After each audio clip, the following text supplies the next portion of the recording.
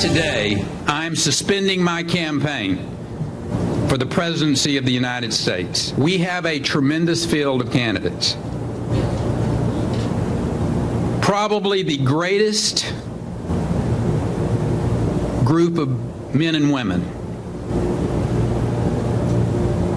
I step aside knowing our party's in good hands as long as we listen to the grassroots, listen to that cause of conservatism. If we do that, then our party will be in good hands. All right, that was former Texas Governor Rick Perry on Friday announcing he's suspending his presidential campaign. He joins us now in a Hannity exclusive to explain why he ended his run for the White House. Former Texas Governor Rick Perry. Governor, welcome back. Good to see you. Good to be with you, Sean. I will say this. I always thought you were a great candidate. I thought your record in Texas was as appealing, and I'm really surprised, to be honest. Are you surprised? Well, we think we have a great record as well, and I think when people will take a look at it, but we knew this was going to be a tough race. There was upwards of 17 people in it, but we knew early on that there were two things that we had to take care of, two things that needed to go away, if you will, and another thing that needed to happen. One of those was the indictment. This indictment by the Travis County District Attorney's Office, this drunk DA that had used this office, we think, for political purposes, did the same thing to Tom DeLay, lasted 10 years. It had a real corrosive effect on our ability to raise money. The other thing that we knew had to happen was that we needed to be on the main debate stage on August the 6th. We missed it by just a few percentages of 1 point. So when those two things didn't happen, it had a very negative impact on our fundraising through the summer. And it's kind of like flying an aircraft. When you run into unexpected headwinds, you better find a safe place to land, and that's exactly what we did last Friday. A lot of other candidates, though, have billionaire backers. You didn't have a billionaire backer.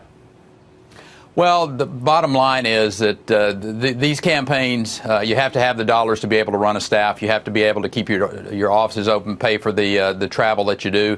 And either you're a billionaire or you have a billionaire backer. And you know, the real issue for us was that we ran into those headwinds with this indictment and not being on that main debate stage. Those are two very powerful impacts that we had that we had to deal with. It's very dangerous because you're right. I watched Tom DeLay's case very closely. 10 years nearly bankrupted him. If it didn't, I don't know the status of his personal finances.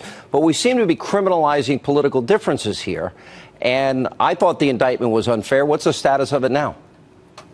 Well, one of the charges was thrown out, and the other one's, you know, kind of hanging around. We full well expect for these things to go away. But the political opponents, they did their damage. They let that be a very corrosive effect on the process. And I agree with you. I think that the American people, certainly the people of the state of Texas, need to be very, very concerned when a governor doing their constitutional duty of vetoing gets criminalized for that. That's, you know, people don't understand that. People shouldn't understand that. And we as Americans need to get back to government needs to be fearing the people, not the other way around. Well, there's a Washington Post ABC News poll out today, and it shows that 72% of Americans think the politicians cannot be trusted. Fully two-thirds think that Washington, D.C. government is dysfunctional. I agree on both points. You talked about a grassroots conservative candidate. Are you willing to step out and say who might fit into that category at this point?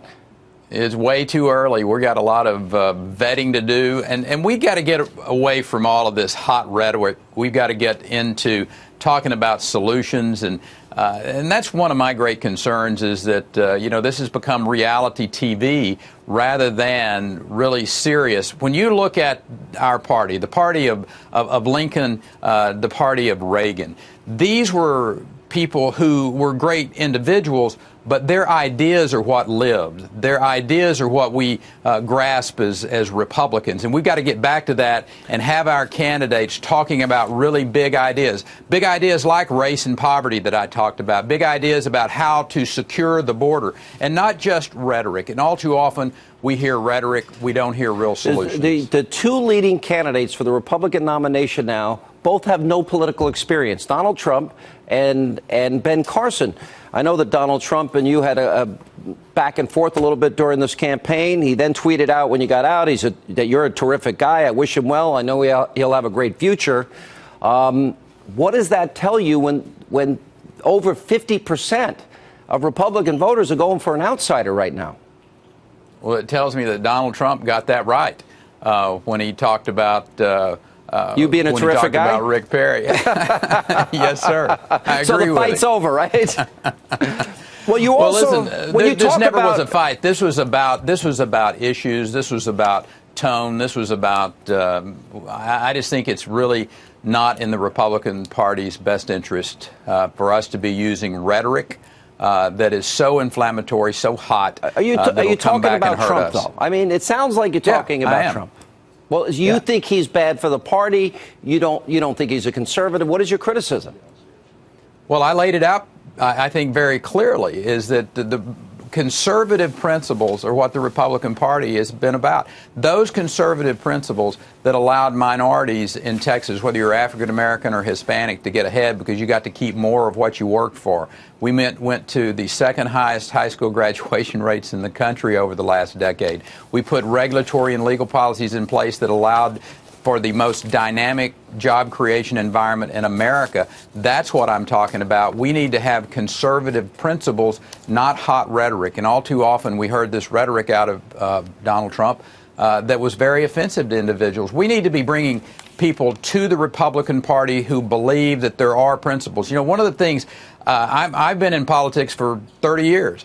But I will give you my read on that, and a lot of people in the state of Texas, unquestionably, we push back on Washington, D.C. Nobody fought Washington any harder than I did, but Donald Trump's bullets going through Washington went through and hit people like myself, hit people like all of the governors that are on the stage, for instance. I don't believe that this is the only profession in the world that your experience ought to be held against you. I think it matters to have really good, qualified individuals who have a record of success and to trumpet that and to be for it. Now, Washington, that's a different deal. I agree with you. We do need to blow that place up figuratively. I have said many times there's a difference between the Republican conservative governors and what these Republicans in D.C. are doing by capitulating and afraid of their own shadows that they'll get blamed for a government shutdown. As you leave this part of the race, I assume we'll hear from you as the process unfolds. You do have a lot to be proud of, including the best job creation record in the country during the Obama years in Texas. And we wish you well, Governor. I hope you'll come on often. We will. Sean, God bless you. Thank you for what you do for the Republicans and for the conservative effort out there. I appreciate it, Governor.